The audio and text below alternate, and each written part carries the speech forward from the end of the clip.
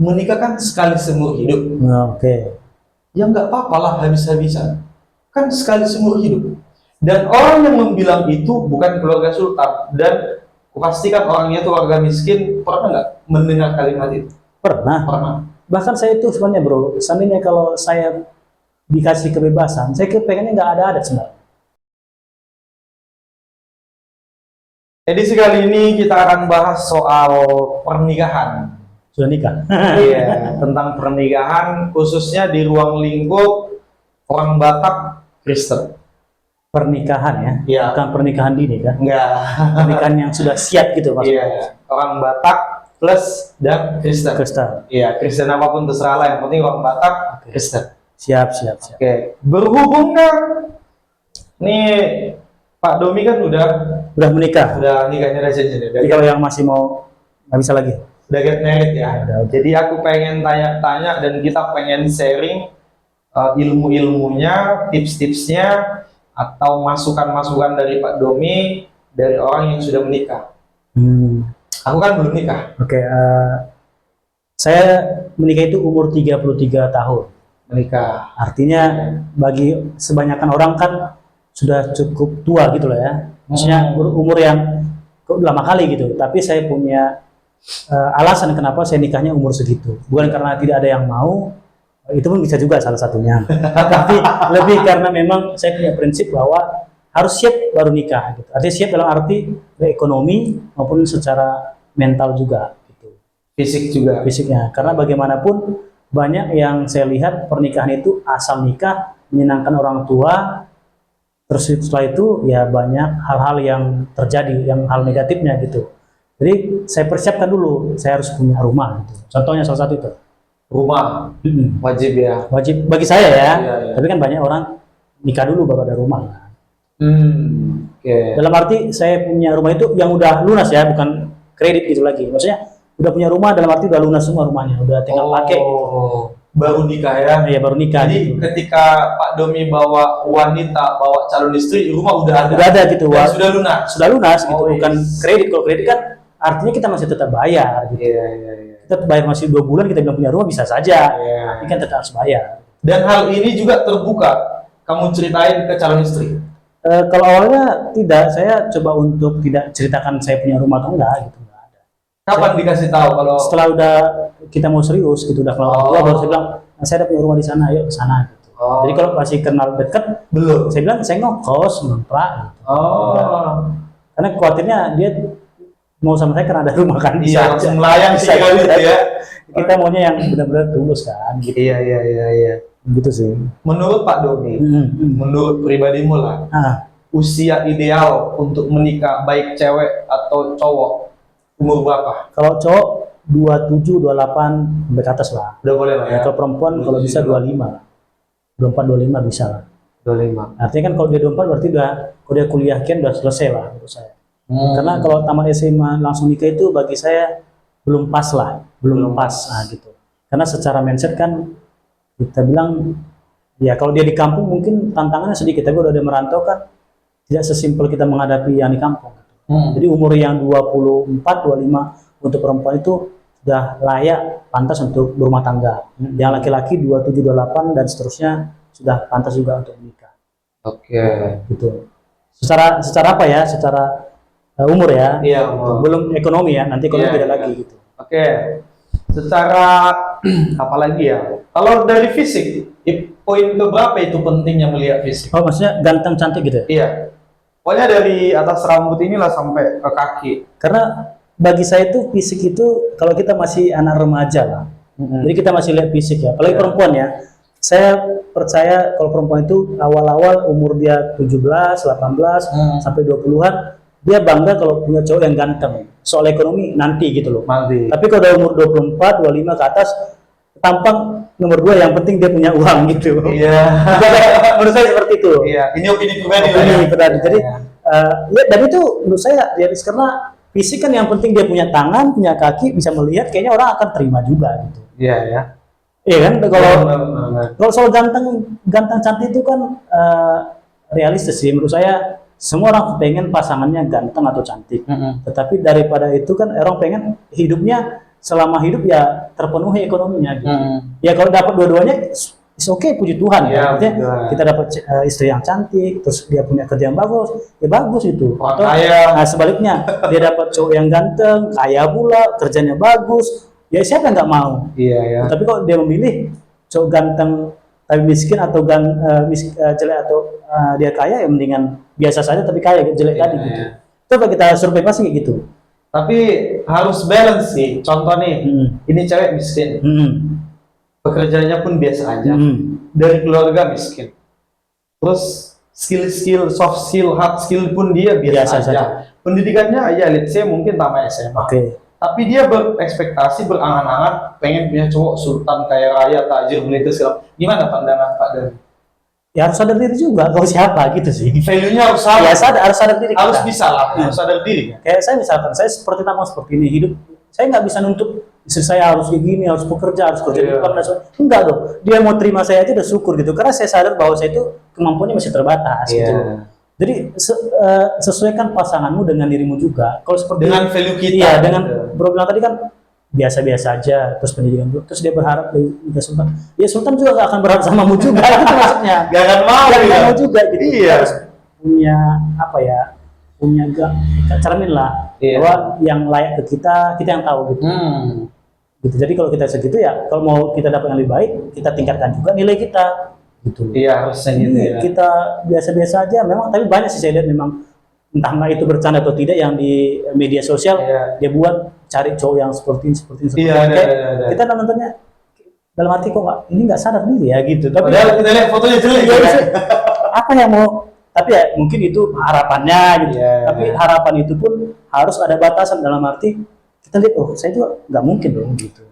Ya mungkin ada satu dua, tapi kayaknya nggak, untuk saat ini kayaknya nggak ada lagi lah yang pembantu nikah sama pangeran, kayaknya itu cerita dong. Belum itu. Iya gitu. Seandainya pun ada, itu berarti perempuan ini punya sesuatu yang ada value itu gitu, pasti punya sih, wow gitu. Jadi orang kaya itu atau pangeran itu bisa jatuh hati kepada dia gitu. Itu sih. Iya. Menurut data, ini berbasis data dulu nih. 60 atau sampai 70% sekian warga negara Indonesia yang menikah itu memakai hutang. So, what's your opinion? Apa tanggapan itu Pak Dami soal itu? Benar. Saya juga biaya nikah saya itu masih ada yang dalam tanda kutip saya masih minjem. Walaupun seperti saya bilang tadi, saya udah punya rumah, tapi untuk biaya nikah itu saya masih pinjam. Seharusnya, selayaknya tidak perlu minjem. Harusnya. Ya harusnya, karena bagaimanapun. Tapi saya punya alasan kenapa saya minjem. Karena kan ya keluarga saya kan keluarga yang ya biasa-biasa aja.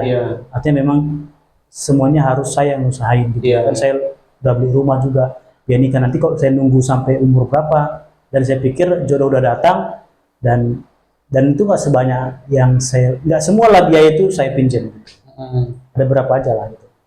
Seharusnya harus dipersiapkan dulu biaya itu, karena tadi kan judulnya kan Batak dan Kristen. Jadi orang Batak itu kan punya adat. Ada itu, ada kayak bahasanya itu sinamot ya, mahar lah ya kalau bisa mahar. Dan itu sekarang itu pasti makin tinggi karena mata uang kan kita makin rendah. Inflasi juga naik. Jadi karena kayaknya untuk 20 juta itu sekarang udah jarang sih yang sinamot 20 juta, pasti 30, 35, 50 tergantung. Kadang kalau calon istri kita itu S1, dokter dan sebagainya atau apalah gitu, nanti maharnya atau sinamotnya lebih tinggi. Nah kalau kita rata-rata 50, sinamot 50 nih. Itu Viro dikasih ke Perburu ya 50 juta. Nggak boleh dikotak-atik tuh 50 nih. Baru ada lagi biaya pada saat kita memberikan sinamon itu. Ada lagi biaya makannya. 5 juta biasanya itu. Baru ada lagi nanti kalau di pestanya. Pestanya, musik dan sebagainya. Saya prediksi itu sekitar 150 ke 200. Itu untuk satu pesta. Di hari-hari terakhir ini lah. Gitu, terbaru. Dan itu yang minimal ya. 150 sampai 200. Antara itulah ya. Di zaman sekarang ya. Itu pun kalau seandainya jarak rumah yang mau nikah dekat gitu loh. Kalau jauh antar kota, antar provinsi, kan butuh biaya transport lagi kan. Atau yang menikah itu merantau juga, butuh ongkos pulang ke kampung halaman. Butuh prawedding lagi, baju pengantin, pihak cowok dan cewek, prawedding lagi kan. Benar. Terus ya itu tadi, makanya saya pikir 150-200 itu minimal lah. Itu standar lah, bilang Standar standar gitu. lah. Ya. Ada nggak orang di sekitar Pak Domi bilang Batak dan Kristen di sekitar teman-teman dan kenal lah, walaupun nggak kenal kali, tapi kenal orangnya gitu. Iya. Khususnya dari sisi cowok lah kan, cowok yang layak kenal. Dia nikah berhutang dan lebih banyak uang yang dia hutang ketika pesta itu. Ada. Pokoknya berhutang lah Ada, intinya. ada. Jadi setiap hari itu kalau setiap bulan lah ya, Iya. gajian itu ya uangnya untuk ngangsur biaya nikah dia itu.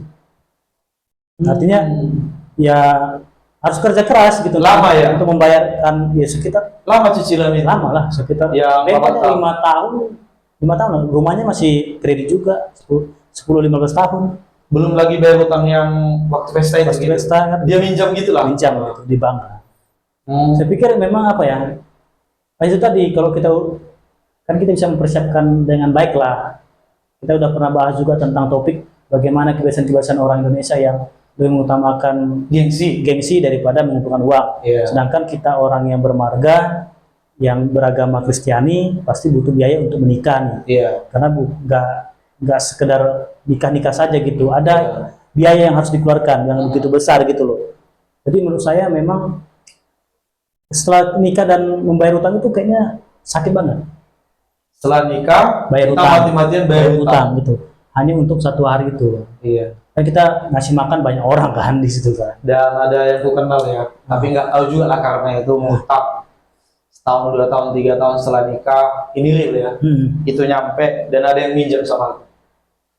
Untuk pulang ke Batam. Pulang ke Batam. Karena mereka minus rugi pesta nikahnya. Berarti nggak balik modal bahasanya. Banyak yang mosok katanya. Karena kan gini bro, banyak orang yang berpikir pesta itu balik modal, padahal tidak sih. Kalau dia pesta biar balik semua biaya dia, ya itu pola pikir yang salah. Kalau kita nikah ini udah di awal mindsetku tidak ada istilah untung rugi. Iya, habis-habis. Tapi banyak orang yang berpikir beda dengan kita nih. Mereka berharap mereka pesta misalkan 100 juta, berharap datang 100 juta. Dari mungkin uang sumbangan orang atau orang makan kasih amplop. Padahal kan mindset yang salah. Kalau kita mau pesta berarti kita harus habis berani mengeluarkan uang. Iya. Karena kita yang mau bahagia. Atau rugi itu urusan dalam ya. Udah diniatkan, udah pasti habis lah gitu ya. Berarti kalau tadi dia pulang ke Batam dengan ongkos pulang pun tidak ada lagi. Iya, transfer. Naik kain gelut. Waktu pulang dari Batam itu mereka naik pesawat di Kuala Namu. Ya, wow lah ya, status ya. Yes, story. Pas balik ke sini, minta duit transfer bulan depan kebayar lah. Tapi kita bukan mau ini sebagai pembelajaran. Pembelajaran bukan berarti ngomongin teman juga. Artinya memang kedepannya kalau ada yang mau nikah, pikir kalau matang-matang gitu. Iya. Iya. Pengen gengsi kan nanti foto lawang itu, apalagi cewek. Iya benar. Oke, dan di makeup gitu kan, biar diakui. Cantik kali Nang, cantik kali baru gitu. Karena salon aja kadang nyampe 4 juta ya. Salon loh, karena 4 juta loh. Iya. Kemarin itu saya salon itu istri itu sekitar 4.800.000. 4.800.000 dan ya kalau nggak ada uang pasti harus minjam juga samamu. Tapi masih bisa lah bro.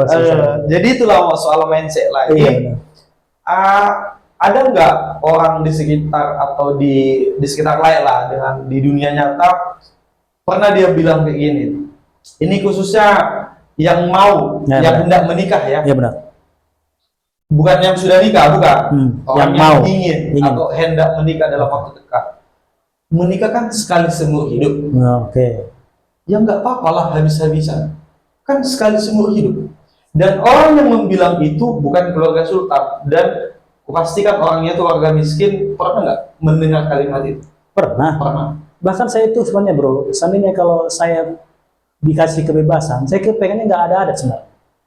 Hanya pemberkatan gereja. Iya di gereja doang. Modal 5 juta gitu. Bagi saya karena saya sadar bahwa saya itu nggak ada duit. Kecuali kalau saya sultan, orang tua saya sultan. Oke, gaskan aja gitu. Tapi saya kepengen itu nikah di seandainya kalau disuruh ulang ya. Nikah di gereja, orang-orang terdekat, selesai pemberkatan, kemudian makan bersama yang datang, ya cukup gitu loh. Nggak perlu harus habis ini segala macam. Tapi kadang kan tahu lah orang tua nih. Ada. Iya, kadang ada kok katanya. Iya. Gimana nggak beradat tapi kok setelah nikah awak melarat gitu loh. Iya. Berat. Ini kalau segmen adat nih sedikit Iya, aku potong. Adat istiadat itu dari mana? Itu hasil karya cipta manusia. iya benar. Iya kan? Kalau itu kita tiadakan, sah-sah aja dong. Sah loh, maksudnya kan kita nggak mampu, Iya, nggak mampu. nggak mampu nih. Ada istiadat yang buat siapa? Manusia kan? Hasil karya manusia kan? Dan Harus itu gini. biasanya karena kebiasaan, Iya. tradisi dah gitu. Kalau itu kita tiadakan, kita lawan, kita tidak bisa melakukannya. Iya. It's fine, nggak apa-apa, nggak apa-apa. Pasti menurut saya. Nggak apa-apa kan? Tapi nggak tahu lah. Tapi orang menganggap adat is number one dibanding perintah-perintah Iya. keagamaan dari yang kita biar ya. Lebih pentingkan adat loh. Saya pikir kalau nikah kita cuma punya beberapa, ya udah nikah di gereja saja atau di ya masjid, Berkatan. sholat atau apapun. Ya udah setelah itu makan berapa 5 juta habis. Iya. Terus kan lebih enak. Setelah itu nggak kepikiran lagi Utang. banyak sana sini kan. Iya. Tolong kan. Karena setelah nikah pasti berharap punya anak kan. Iya. Setelah punya anak kan butuh biaya juga. Punya anak. Utang nikah kemarin belum lunas. Belum lunas. Woi, makin bertubi-tubi pikiran itu. Ya itu satu alasan kenapa saya nikahnya 33 tahun. Oh, iya. Karena saya keluarga yang kurang mampu, persiapan Lama ya. lama juga, apalagi gaji kan nggak seberapa, Iya. nabung-nabung lah gitu, bayar rumah dan sebagainya gitu. Dan Setelah kita itu, juga bukan keluarga dari sultan gitu. kalau Pak Sultan 7 hari 7 malam, oke kita pesta di situ, Iya. ya kan? Tapi ya kita sadar itulah. Jadi menurutku kalau seandainya pun tidak ada adat, punya orang tua bisa mengerti lah bahwa kemampuan anak itu kan nggak semua sama. Itu ada apalagi kayaknya mereka itu kalau nggak ada adat itu harga diri itu hilang ya. Benar. Ya itulah sudah lengket ya. Iya. Darah daging.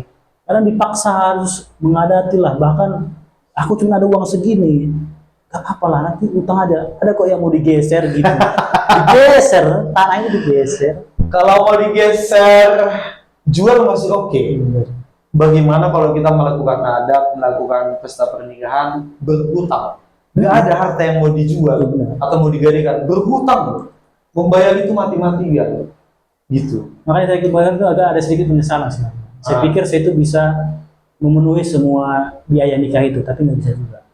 Saya dulu punya harapan itu, kalau saya nanti nikah, rumah udah ada, kemudian biaya nikah pun saya yang tanggung Semua, semua gitu. ya. Tapi pada faktanya, tetap Tidak. juga orang tua ada. Karena kemarin itu di luar prediksi juga. Iya, iya. Karena kan orang tua saya juga belum menghadati kan. Oh, Jadi menghadati dulu mama sama bapak, baru kami. Dan itu 2 hari 2 malam lagi. iya jadinya ya. Biaya makan, kadang kan tahu lah di kampung ya, bukan ngomongin kampung juga. Iya, artinya. iya. Ini kebiasaan buruk juga. Kadang orang itu masak ikan itu dibawa ke rumah masing-masing gitu. Aku bahas itu ya. Iya, jadi kan kita tahu itulah maksudnya bahwa yang pesta itu juga orang miskin gitu loh, belum mampu. Jadi seharusnya mengerti lah gitu. Tapi ya kadang rokok, tua gitu. Dikasih tuh Pak Bos wajib itu.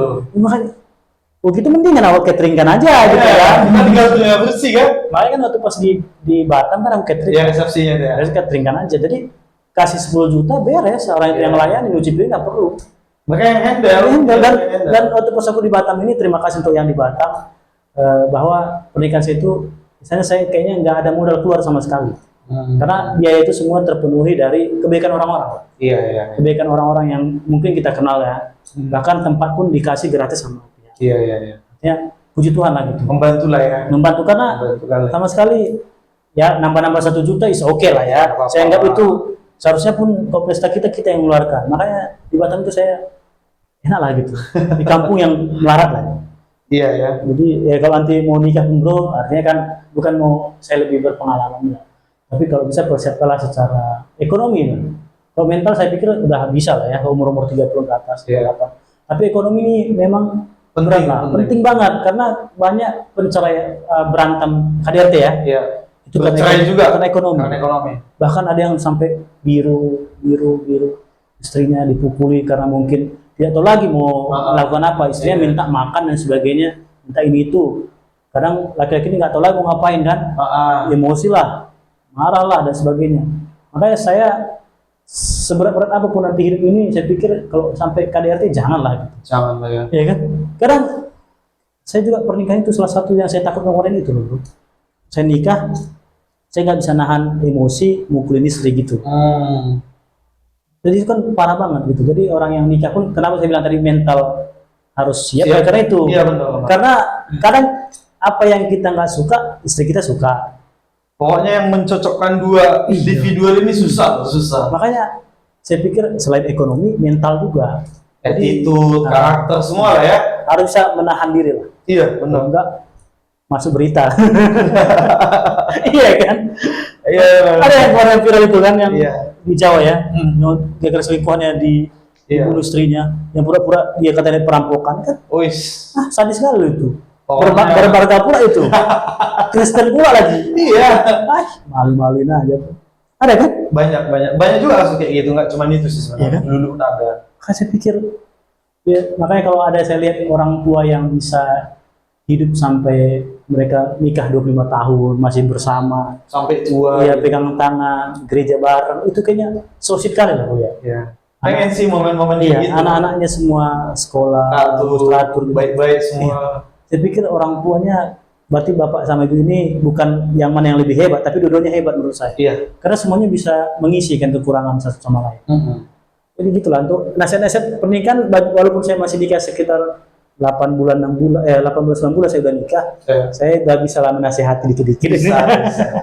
Kalau misalnya gini nih, Ya, kayak gimana Bu? sebelum hari H pesta pernikahan, apakah sebaiknya kamu sebagai calon lah menantu minimal jumpa lah sama pihak keluarga sekali 2 kali gitu? Apakah itu baik juga? Wajib. Wajib ya. Saya dulu tuh sebelum nikah itu, setahun sebelum saya nikah itu saya udah ketemu sama calon ibu mertua. Udah berapa kali? Karena saya penonton, langsung tuh ketemu sekali. Sekali. Tapi sering komunikasi telepon ya. Ah. Jadi sebelum saya nikah tahun 2024, 2003 nya saya datang Kunjungan ke rumahnya. kunjungan. Saya nginap di situ malah. Oh, berarti durasinya agak lama ya? Bahkan saya ajak jalan ibu mertua saya, tapi bapak mertua saya nggak tahu kenapa nggak ikut bapak itu. Iya. Jadi saya naik mobil, saya yang bawa jalan-jalan lah sekeliling Jalan-jalan. kota Medan itu, sekalian Jadi- kayak mengenal juga ya, mengenal adik-adiknya, mengenal ibu ini, Ya, mengenal. keluarga lah ya, keluarga. Jadi Ya. saya pikir kan kalau saya kenal kan bisa saja ada perubahan karena mungkin apa dan sebagainya, tapi saya lihat cocok, saya lanjutkan gitu. Lanjut. Karena bukan cuma saya berapa kali kenal perempuan juga, saya kenal dulu orang tuanya. Setidaknya saya diterima, kalau saya diterima baru saya lanjut. Oh iya. Kalau nggak diterima ya ngapain juga kan, kita kan ada orang bilang kan aku nikah sama anaknya gitu. Tapi nggak bisa kayak gitu juga, karena bagaimanapun orang tua itu akan menjadi orang tua kita juga. Iya. menurutku, gitu. Kita nikahi nggak cuma anaknya. Iya, karena keluarganya Iya, benar. orang tua kita jadi kalau kita nggak bisa dapat chemistry dengan orang tuanya, baik ibu dan bapak, nanti kita nggak akan bisa cocok. Jadi berantem nanti sama anaknya ngadu ke bapaknya, Lari pulang. pasti kita salahkan kan. Nah kalau kita udah dianggap anaknya, pasti bilang jangan kayak gitulah. Iya. Baiklah kalian di situ, Iya. kan gitu kan. Jadi karena kita udah anaknya gitu. Kalau nggak cocok kita gaskan aja anaknya, ya apapun kita lakukan salah terus jadinya. Benar. Jadi ya harus Iya. kita kenal dulu orang tuanya lah. Setidaknya setahun sebelum nikah itu udah kenal dulu orang tuanya. Jangan itu mau nikah situ kita kenal. Iya. Terlalu buru-buru kali. Ini masalah usia nih. Kebanyakan faktornya masalah usia. Udah umur agak tua, misalnya kayak aku lah, udah di atas 30 nih, ada. Jadi udah ngotot nih. Ujung-ujungnya orang di sekitarku karena udah didesak orang tuanya atau papa mamanya udah tua, pengen punya cucu bla bla bla, dan anaknya atau putrinya belum siap, belum dapat rokap, dipus-pus. Hingga suatu saat siapapun yang mau yang nyangkut udah gas lah. Gitu gimana? Yang penting ada mau gitu. tukang becak, tukang apa yang penting nikah lah gitu. Menurutku tidak perlu kayak gitu lah. Artinya nikah itu memang sesuatu hal yang kita rindukan lah. Iya. Tetapi bukan berarti nggak nikah itu nggak bahagia juga. Iya. Kalau kamu nikah karena memang didesak orang tua atau siapapun karena umur dan sebagainya, nggak usah lah. Nggak usah Tidak, ya. tunggu aja momennya gitu loh. Memang yang pas ya. Yang pas saja, yang siap, mau umur gitu. 40-an pun, ya kita punya contoh lah, yang di Indonesia ini kan ada apa lu namanya ya, Iya. nikah umur 40-an, dia nikah sama yang berondong yang 30-an. Iya. Artinya, ya jodoh itu kita nggak bisa pastikan jodohku umurnya 30 baru datang, ada yang 20. Jadi kita nggak boleh membandingkan, wah dia nikah umur, masa aku umur segini belum nikah. Iya. Ada ketakutan kan? Ya kalau nggak nikah pun nggak apa-apa juga gitu loh. Misalnya kalau nggak nikah pun sampai kiamat, nggak apa-apa juga. Nggak apa-apa, kan? Nggak apa-apa juga. Dan kita nggak ada juga ya orang yang tidak menikah sampai Masuk neraka. datang tua, maksudnya nggak ada. Nggak ada. Ya, oleh itu para imam yang di Katolik, Ah, pastor itu. Luther nggak nikah-nikah kok. Iya makanya. Yang penting hiduplah yang benar itu aja lah. Tapi memang saya punya sedikit apa ya, artinya sedikit kalau saran Iya. ya, bagi yang udah ya kalau memang kita mau serius mau nikah, Nikah lah. perbaiki diri, Iya. mudah-mudahan ketemu sama orang yang cocok Iya. kan.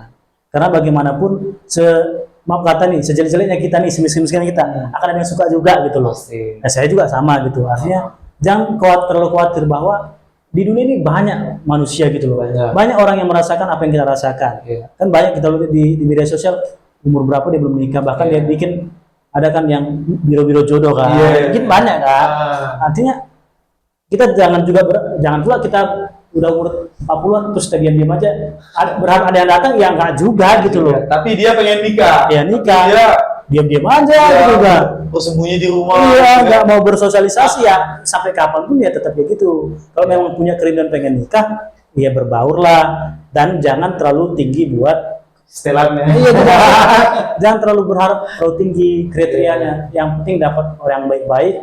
Bagi saya kalau dia cowok nggak main tangan gitu loh, Baik, ya gitu. baik, ada kerja tetap walaupun nggak seberapa, yang penting bertanggung jawab, udah cukup kan. Yang laki-laki misalkan punya calon istri yang biasanya dia masih maaf kata bukan wanita malam, ya gaskan aja gitu loh. Iya. Gitu kan, daripada kan ada orang kan nyari kan, maaf kata ini agak sensitif, dia masih perawan atau tidak, itu kita nggak tahu lah ya kan. Iya. Soal itu kita masalah lalu orang kita nggak tahu kan. Ya kan banyak orang bilang kalau nggak lagi dia gini nggak mau. Ya, masa lalu entah buruknya gitu loh. Iya. Harus lihat diri. Harus kan? saling Iya. terbuka sih sebenarnya sebelum nikah ya. Iya, karena banyak kan yang Transparan. dia mau berharap calon istrinya masih Perawan. perawan, sedangkan dia udah kesana kemari. Iya. Ya kan egois banget gitu loh. Ya seharusnya aku bahkan dulu berpikir kayak gini, seandainya pun aku dapat istri yang perawan, seandainya dia tidak HIV/AIDS, Iya. aku masih mau terima. Iya. Artinya gitu aku dulu berpikirnya. Karena bagi aku, ya ke masa lalu orang kan, ya kita nggak tahu dia kenapa gitu, mungkin karena godaan atau sesuatu gitu kan.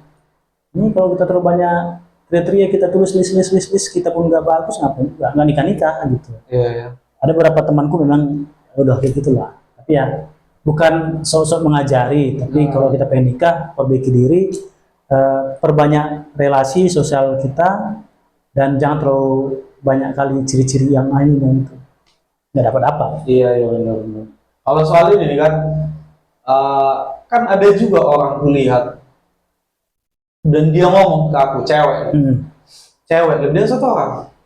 Untuk saat ini ya, dia umurnya udah di atas 25 atau di atas 30 gitu. Dia bilang untuk saat ini aku nggak ada niat atau hasrat untuk menikah katanya. Ya kalian nggak usah protes, keluarganya pun dia kalian nggak usah protes sama mama. Ya aku nggak mau nikah gitu. Ya sampai misalnya sampai kiamat pun atau sampai dia berubah pikiran, ya udah biarin aja dengan pendiriannya itu kan. Ngapain kita paksa? Nikah lah. Menurutku, ya dia aku setuju dengan perempuan itu. Ya kan dia punya hak untuk hidupnya. Apa yang kita tentuin? prinsipnya kan? Iya. Karena dia lebih bahagia nggak nikah kan? Gitu. Jadi kalau kita maksakan, kayaknya kita lebih tahu kebahagiaan dia daripada dia sendiri. Itu beratnya di Indonesia ini gitu. Dia kalau dia pengennya lebih happy nggak nikah, dia kerja untuk dirinya, dia happy fun jalan-jalan. Ya udahlah. Ngapain kita harus maksa dia harus nikah? Kalau kita lebih mengukur kebahagiaan dia daripada dia sendiri kan? Iya.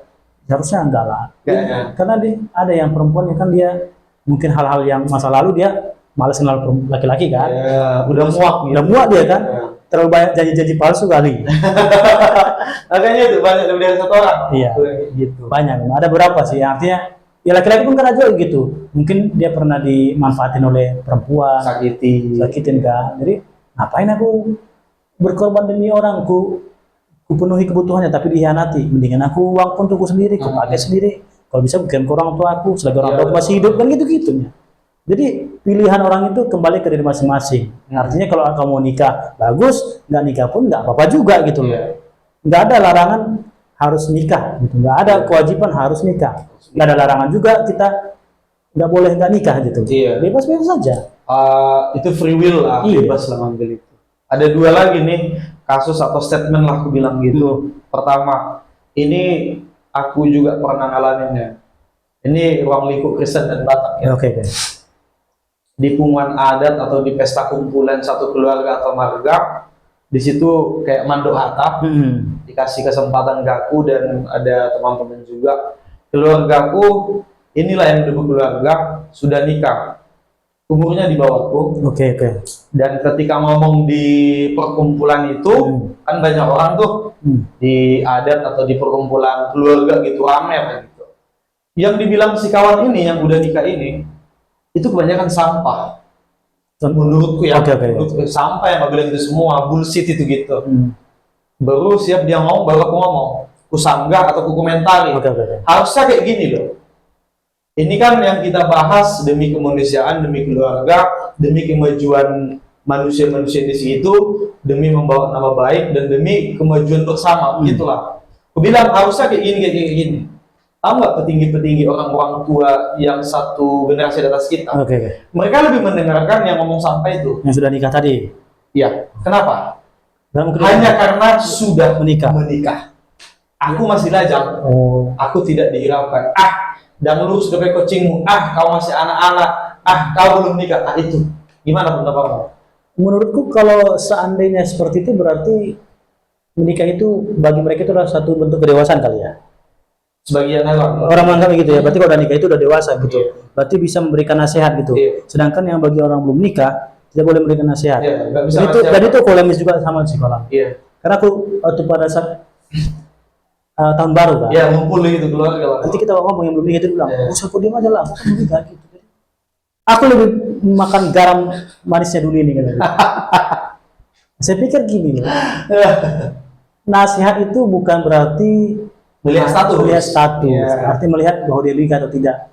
Bukan berarti orang yang nikah itu sudah pintar secara berumah tangga, belum tentu juga. Bahkan yang belum nikah ini dia kan pengalaman lebih juga, dan bisa memberikan nasihat juga. Seharusnya sebagai orang tua memfasilitasi dua-duanya, bukan membela yang ini karena sudah nikah dan memojokkan yang belum nikah. Itu kayak apa ya bang ya? Pilih kasih, kalau bahasanya di sekolah itu pilih kasih lah. Itu ya maksudnya kayak kita itu merasa, wah, songon dia dong. Ya kan? Maksudnya aneh-aneh aja nih. Ya itulah memang tradisi-tradisi yang kita alami di bermarga ini ya. Iya benar. Jadi misalnya, bahkan aku lihat pun kadang kan ada yang kaya sama yang miskin. Misalnya kalau di keluarga nih, yang kaya itu yang di depan, yang miskin di dapur gitu kan. Yang kaya itu lebih didengarkan gitu. Orang tuh pun kadang aku lihat memang ada kayak gitu. Banyak. Lebih mengutamakan karena anaknya yang kaya. Kalau ada cucunya itu, yang datang gembel-gembel. Yang miskin. Katanya. Oh, ini mau minta utang nih, gitu. Mau minta duit ini. Misalnya untuk pernikahan lain, bang, ekonomi itu penting. Ya. Jadi kalau sebelum kita menikah itu persiapkan dengan baik, ekonomi. Saranku tadi sih kalau bisa, kalau nggak ada duit, nggak usah pakai adat, nggak apa-apa kan, gitu loh. Hanya gereja aja dulu ya. Masih pertanyaan untuk orang-orang tua lah. Jangan memaksakan anaknya mengadati, padahal belum mampu. Sampai berhutang gitu. Ada kawanku, dia orang Melayu, agama saudara kita. Dia tahu ada kita, tahu agama kita, tahu ritual untuk pernikahan ini. Kenapa? Kalau kamu nikah saya dinana sama aku, dia atas umurnya, dia juga belum nikah. Pesta gereja aja di gereja, siap gereja, udah selesai gitu aja. Makan bersama aja katanya. Nah kalau di gua ada, let's say kita spending money itu seperti kita bilang 100 sampai 200 juta. Kalau hanya di gereja, bilanglah habis 5 atau 10. 10 lah. Udah oke kali. Oke. Dan undang hanya orang-orang internal dalam aja. Intinya, gosok undang semua, habis 10. Ini kan hanya pengandaian dulu ya. Iya benar. Duitmu kan udah ready nih, 100 juta atau 150 juta. Let's say habis di gereja kamu 10 juta. Benar. Oke. Bilanglah udah mewah kali kamu makan bersama siap dari gereja ke hotel, habiskan 50. Benar. Sisa 100. Siap acara pemberkatan, siap makan 100 juta. Masih ada di tangan ya. Saya di tangan nih kan, saya di tangan. Kamu putar balik itu. Jadikan jadi duit lagi. Iya benar. Itu dari temanku. Itu S1 loh dia. Ya, makanya kan kita bandingkan dengan rumah tangga yang Kristen dengan teman kita yang hijab kabul doang gitu kan. Mereka sepakat sholat, bahkan ada yang cuma dibayar sepasang sandal selalu gitu kan. Artinya bukan berarti tidak menghargai pernikahan itu ya. Iya, Pak. Artinya kan pernikahan itu tidak ada saling untung rugi kan. Iya. Kalau ada kayak gitu berarti kita kayak jual beli dong. Iya. Jadi kan pernikahan itu kalau ada untung dan rugi berarti pernikahan itu sebuah transaksi jual beli. Iya. Jadi kan selama ini yang kulihat juga menurutku ya, Iya. kalau pernikahan waktu itu ada transaksi jual beli. Seperti ada transaksi bisnis. Iya bisa jadi Ada tawar menawar. kalau menawar gitu. Jadi Segini sinamoknya kayak gitu. Jadi kalau anaknya sekarang segini gue bangga gitu kan, Iya. padahal menantunya udah gitu kan, udah mau kritis gitu. Saya pikir ada rasa jual beli, gitu. Jadi artinya adat itu tidak salah, Iya. tetapi kalau kita tidak mampu jangan dipaksakan. Jangan dipaksakan. Iya. Gitu lah ya. Sesuaikanlah dengan kemampuanmu. Ya, kalau kita bisa lakukan adat itu bagus lah, karena adat itu Iya. juga pasti banyak sisi positifnya. Itu betul. kan sebagai sarana untuk menjalin persaudaraan di antara kita yang satu suku kan. Iya. Bagus, tapi itu tadi jangan sampai setelah menikah itu yang laki-laki duduk di pintu garuk-garuk kepala, bayar utang dari mana lagi nih gitu kan. Kasihan kan. Belum lagi cicilan KPR. Ya benar. Apalagi perantau-perantau ini kan ya kalau kerja nggak makan loh. Iya. Tidak ada kebun kan. Heeh. Artinya harus kerja. Kadang berangkat pagi pulang sore. Nyampe di rumah istri minta lagi, istri udah mati nih katanya. Belum bayar air katanya. Nanti banyak yang nikah di Indonesia ini kuliah khusus orang Batak atau Kristen. Batak Kristen lah aku bilang, modal nekat nih. Mereka. Siap nikah ngekos. Karena percaya mereka setelah nikah itu rezeki akan banyak. Wah, Kan ada. Kalau dicek data BPS jumlah orang miskin di Indonesia jutaan kan? Di mana berkatnya itu? Di mana rezeki itu? Udah nikahnya kau? Mana? Kan? Oh, belum sekarang Segala modalnya. sesuatu itu harus dipersiapkan lah. Iya. Harus ada perencanaan. Jangan berharap nanti ada kok gitu. Nggak segampang itu Farguso gitu loh. Kan ada orang selalu bilang gitu, nanti kok nikah rezeki akan banyak. Iya. Tuhan itu akan selalu ada. Oh, yes. Itu kan Masuk firman ya. Tuhan yang di depan kita sana. Kalau kayak gitu ya udah berdoa aja lah kalian. Berdoa dengarkan khotbah, pulang, kaya, tidur, akan makan, kaya. Enggak lah. Makanya kan banyak orang yang maaf kata yang kaya-kaya itu ke gereja itu cuma dia mendengarkan firman Tuhan dan nggak akan mau ngerumpi kan. Iya. Gereja dia pulang, Iya. pikirkan besok ngapain lagi gitu. Iya. Bahkan bisa dipastikan yang melayani di gereja adalah secara ekonomi rendah loh. Iya. Kecuali kok dia udah mungkin tua ya, Iya. dia nggak punya lagi ya udah di gereja dia. Tapi kalau dia umur masih 30, 40, 50 masih view, masih bisa kerja, kalau dia masih melayani di gereja, kayaknya terbebani. Saya aja beberapa kali ikut pelayanan di gereja, saya pikir waktu saya terbuang banyak. Banyak. Nah, terbuang banyak. Jadi kalau ada orang bilang, kok menjadi ketua ini karena pengen diakui, saya pikir enggak. Saya memang enggak ada. Kalau ada yang mau jadi ketua, ketua aja lah. Saya pikir saya lebih mengundang keluarga. Iya benar. Nah, gitu loh. Jadi enggak ada yang perlu saya banggakan menjadi pelayan di gereja itu. Yang mau dikejar kali. Enggak ada, enggak ada. Bahkan bagi saya itu belum tentu saya melayani di gereja itu masuk surga juga. Belum tentu hidup kita lebih Iya. kudus, lebih Enggak. suci gitu ya. Kalau keluarga saya berantakan terus saya melayani di gereja, buat apa juga? Mending keluarga aku bagus-bagus aja, aku jelek dicap di gereja enggak apa-apa juga. Tapi kalau ibadah tetap jalan. Enggak ada Iya. itu kan aku udah pernah sampaikan secara umum. Urusanku, aku gereja ini bukan karena aku pengen diakui samamu, tapi aku pengen diakui sama Tuhan. Iya. Ya kalau kau bilang pun aku hancur, ya terserahmu, tapi aku yang tahu dengan Tuhan gitu loh. Iya. Jadi aku datang gereja ini bukan karena pengen diakui, validasi sama kalian. Iya. Aku pengen ya berdoa sama Tuhan gitu. Jadi jangan berpikir bahwa aku datang karena aku pengen dekat sama aku dekat. Enggak, sama Tuhan aku bilang. Itu aku sampaikan secara umum. Iya ya. Karena banyak orang kan, Pak Baras ini biar diakuinya dia jadi ketua KBG. Sampaikanlah. Ya mau sekarang menjadi ketua nggak apa-apa. Kalian ambil aja. Aku datang beribadah ini karena aku rindu sama Tuhanku. Iya. Gitu. Itu kuncinya. Itu kuncinya gitu. Jadi kalau kalian nggak suka pun sama aku, oke aja. Jadi aku nggak terlalu pusing dengan hal itu gitu. Aku tujuannya sama Tuhan gitu. Jadi berkeluarga itu memang banyak belajar bro. Makanya kudu akalah biar cepat juga. Amin, amin. Jadi teman-teman yang masih jomblo, keren kawan ini keren. Aku udah kenal lama kok. Iya. Udah kenal lama. Udah berapa? Mau 6 tahun 7 tahun kita kan? Iya, sebelum zaman Covid lah. 18, 17 Iya, segitu lah. masih di Harap aku kok. Masih di sekitar Punggol ini Iya lah. benar. 7 tahun 8 tahun yang lalu. Iya, kami kenal. Jadi- Bestian lah dalam. Jadi sebenarnya hal-hal seperti ini perlu dijaga. Artinya saya doakan lah saya karena saya udah nikah, Semoga dapat yang terbaik. bukan berarti Amin. ya, amin lah. Bukan berarti saya mengajari, tetapi memberikan saran saja. Sharing-sharing dari teman-teman yang udah duluan nikah. Bagi yang nonton juga kalau kita mau ya nambah teman nggak apa-apa ya. Artinya ada yang nonton "Ih, tersentuh dengan apa yang kami sampaikan, bolehlah kita berteman gitu. Boleh, boleh. Kita sharing-sharing bersama tentang kehidupan ini gitu. Kami tinggalnya di Batam atau ya sekitaran Batam, bisa ya kan? Bisa. Aku dari Sibolga, Klaten. Aku dari Subulu Salam. Salah. Subulu Salam Udah masuk Provinsi Aceh ya, ya. Provinsi Aceh. Aku dari Sibolga, Klaten, Sumatera Utara. Kami jumpa di Di Kota Batam. Kota Batam. Kota yang penuh dengan kisah hidup. Ini kita syuting ini di lokasinya Punggu ya, di Punggu. Apa ini? Kafling Senjulung ya? Kapling Senjulung. Di Punggu. Buat teman-teman di Batam, salam kenal ya. Ya, mau tahu nama teman kan? Kita ngomong tentang, tetapi hal-hal positif ya. Yes. Kami ngomong positif terus gak? Kalau ngomongin yang jelek ngapain juga bikin pusing. Ini tujuannya untuk mengedukasi, sharing-sharing ilmu pengetahuan tentang dunia pernikahan. Ada satu lagi lah nih, sebelum kita tutup. Oke, siap. Ini masih yang kedua aku. Ada cewek bercerita sama aku, masih gadis, dan aku dengar juga cerita ini dari orang yang baru menikah, belum punya anak, atau udah punya anak dengan kasus kecelakaan, hamil di luar nikah. Pokoknya gini lah, dibilang segelintir wanita-wanita yang sudah menikah ini. Dibilangnya sama wanita yang belum nikah. Kamu kok lama kali nikah? Belum udah 20-an, udah 30-an. Tiru aku dong, lihat aku dong, aku udah nikah. Orang yang mengatakan itu, ternyata aku selidiki, dia menikah karena kasus Ambil duluan. hamil di luar nikah, kecelakaan, udah bengkak 4 bulan, 5 bulan, ujung-ujungnya nikah.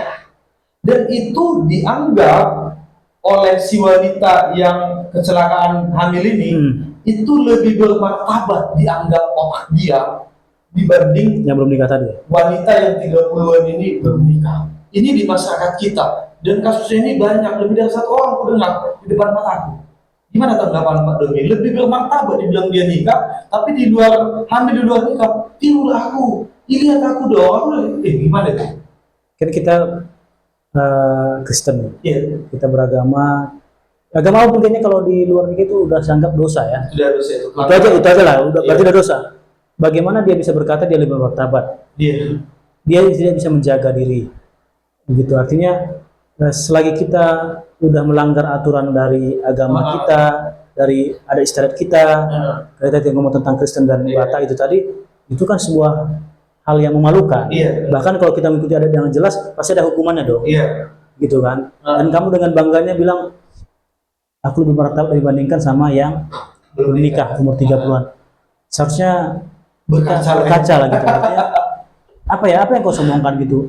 Bisa dibilang anak itu ada nggak sah resmi gitu, Nggak sah. ilegal gitu, bahasa ilegal gitu kan. Jadi misalnya jangan sampai gitu. Justru kau belajarlah dari pengalamanmu gitu loh. Artinya ya kalau kamu punya teman seperti itu doakan gitu loh. Kalau nggak carilah yang solusi gitu. Kalau kita menjelek-jelekan harus nikah dan itu sebuah hal yang memalukan nggak? Aku udah bilang tidak nikah itu bukan hal yang tidak menikah itu bukan hal yang memalukan. Iya. Jangan merasa kalau nggak nikah itu sebuah aib, tidak lah. Ya. Ya kalau dia nggak mau nikah terserah dia dong. Iya. Kita nggak punya hak untuk mengejudge orang, bilang dia ini dan itu, enggak lah. Mungkin orang yang menikah ini, yang hamil di luar nikah ini, kawannya yang belum nikah itu, menurut dia, oh dia nggak tahu kalau aku kecelakaan nih. Itu mungkin. Ya, kan, padahal temannya itu yang umur 30-an sekian itu udah dapat informasi kalau dia itu hamil di luar nikah. Dan dia nggak mau tahu juga, artinya dia nggak akan Iya. menceritakan juga ya. Iya, enggak. Biarlah gitu. Enggaknya sebenarnya. Banyak, artinya, tapi ya seharusnya sebagai teman yang baik itu ya jadi gitulah. Gitu Iya. aja sih. Ya, kita harus Padahal kita pun kan teman-teman kita yang udah kenal ya, tapi nggak teman dekat. Iya. Kita kan dia post di medsos, tahu tanggal. Oh iya, tahu lah. Ya kan tahu. Iya, cuman- Dan dia juga di medsos. Iya, Kawan kita, padahal aku lihat loh toh dia bulan berapa nikah di medsos aku tengok. Dia lahir secepat itu, Iya. berarti udah dibuat berapa bulan gitu ya. Tapi ya dia udahlah gitu kan. Iya. Kita juga ngomong ya dia dengan masa lalunya, dengan dosanya. Iya. Itu jadi, tapi itu tadi ya. Karena kayak gitu bro, orang yang banyak salah itu yang beranak banyak mengkritik gitu loh. Padahal kesalahan dia paling banyak. Paling banyak gitu. Perasaan dia yang paling bagus gitu loh. Ya udah. Iya ya. Maklum, makanya untuk seperti bilang kemarin itu kan pernah kita juga diskusi bahwa kita harus cari teman atau lingkungan yang benar-benar positif lah, Ya, yang mendukung kita bisa juga. membangun. Iya, kalau kayak gitu berarti nggak membangun dan ngapain gitu loh. Iya. Udah tinggalin aja gitu, cari teman yang lain. Yes, benar. Oke, Oke, thank itu you. aja lah. Nanti perbincangan selanjutnya kita bahas soal pernikahan biar bisa mengubah mindset orang-orang yang belum nikah ini ya. Iya. Biar berubah mindsetnya dan tindakannya pun ke orang biar berubah juga gitu loh. Jadi kalau dalam menikah itu harus Iya. ada yang lebih baik dari sebelumnya gitu lah. Harus Lebih sabar. dipersiapkan Iya. banyak hal juga ya. Dipersiapkan baik secara ekonomi dan mental. Mental, attitude, Attitude, karakter ah. juga ya. Semua lah ya. Semua harus. Harus ya. Dalam menikah itu banyak tantangannya. Iya. Tapi memang kita nggak bisa siap murni 100% ya. Nggak bisa. Nggak akan bisa. Selalu belajar lah. Iya. Selalu belajar. Ini saya juga dengan diskusi dengan bro kan saya belajar. Tapi paling tidak dasar pondasi harus ada lah gitu Ada. kan. Kalau 100% kayaknya Enggak. kita nggak ada yang siap Nggak dong. siap lah. Nggak ada 100%. Belajar jadi nanti. Iya. Oke. Oke. Sampai jumpa di video selanjutnya. Terima kasih Pak Domi. Oke, thank you bro. Thank you.